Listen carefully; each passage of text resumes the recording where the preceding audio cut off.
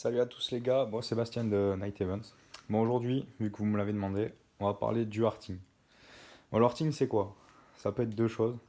On peut avoir du harting niveau son et du harting niveau électrique. Alors, aujourd'hui on va parler de niveau électrique. On a ici une fiche harting son dans laquelle il faut rajouter des broches. Alors que dans le harting électrique, les broches, elles y sont déjà. Donc ça c'est des femelles. Et là on a des mâles par exemple. Donc alors le harting, il y a différentes prises harting. Ici, j'en ai 4 exemples. Donc, on a du 6 broches, du 10 broches, du 16 broches et du 24 broches. Je crois qu'il y a des plus petits, donc en dessous de 6, je crois qu'il y a 5 broches, 4 broches même. Donc, ça sert à quoi? Concrètement, ça va être un connecteur industriel qu'on voit qui va être bien solide, qui va tenir la résistance, qu'on ne pourra pas arracher.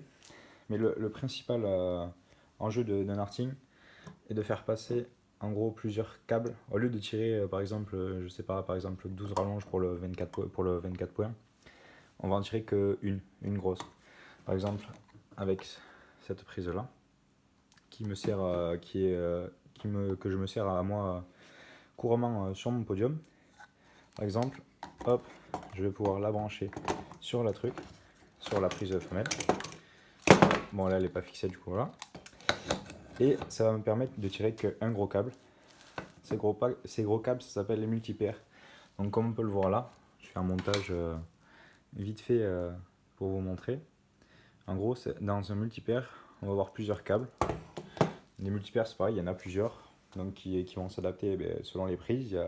On peut avoir du 6 points, peu importe, du 12, du 24, du 25.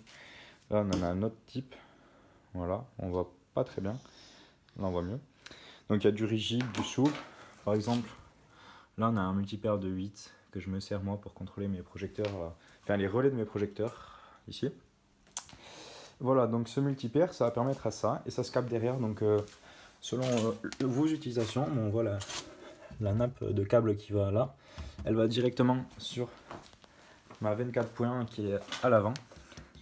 Voilà, qui vient se brancher après sur ce gros câble qui va ensuite direct alimenter donc mes rampes. Donc voilà, là en gros j'arrive en 24 points. Dans la boîte de dérivation, je me fais tous mes câblages et je pars sur le pont.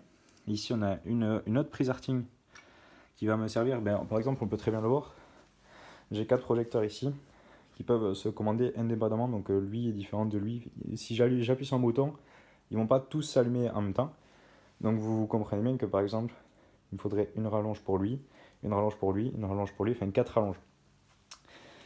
Avec ça, on voit que la prise arting est ici. En branche, il nous suffit de un câble. On le voit ici. Par exemple, vous voyez qu'il est beaucoup plus fin que l'autre. Celui-là, c'est un 10 points, je crois. Donc c'est pareil, 8 points pour les projecteurs et une terre commune et un autre qui sert, on peut mettre une double terre. Enfin, ça dépend des utilisations. Donc on le voit, moi par exemple sur mon pont, je rentre en 24 points. Donc là je sors pour ma rampe de projecteur. Je n'ai pas recablé en retour, je fais directement avec une rallonge qui va jusqu'à mon autre rampe de projecteur. Et voilà, après on voit que les prises se situent à chaque projecteur que j'ai. Mes installations sont souvent fixes, enfin, elles sont régulières. Soit je suis en 4 mètres, soit je suis en 8 mètres de structure.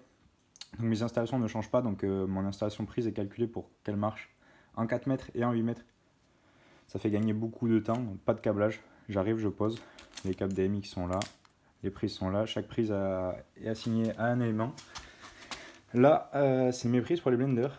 On voit qu'il y a un rajout. Il faut que je rajoute la prise parce que j'ai changé récemment, j'ai rajouté une carte. Je vous en dis pas plus, peut-être une vidéo là-dessus si ça vous intéresse. Et là, on voit que je ressors, donc on rentrait en 24 points et là, on passe qu'en 16 points. Vu que je n'ai plus les projecteurs, pas besoin. Et donc là, je rentre ici, je sors ici, et donc au lieu d'avoir toute ma structure attachée, j'ai fait des ponts entre. Vous voyez, j'ai la prise ici qui rentre dans la boîte de dérivation et qui repart sur le pont. Pareil, là j'ai les bandeaux LED que j'ai pas mis encore. Dans les petites barrettes LED qui permettent de bien c'est des profils alu qui permettent de les maintenir et de ne pas les déchirer. Donc en conclusion, le harting ça sert à réduire le nombre de câbles. Ça permet de gagner du temps sur l'installation. Par exemple, si vous avez, je sais pas, une sortie de relais ou de dispatching, cherchez à chaque fois le numéro 1, le numéro 2, le 3, le 4. Tiens, tirer 4, 5, 10, 20, 30 rallonges. On met un ou deux artings et ça va beaucoup plus vite. Ça simplifie toute une installation. C'est un peu cher, le câble arting, c'est cher car il y a beaucoup de cuivre. Comme on le voit ici, il y a déjà 12 câbles. Non, 11 dans celui-là. Du coup, voilà. C'était Bastien de Night Event. Si vous avez des questions, n'hésitez pas à les poser dans les commentaires.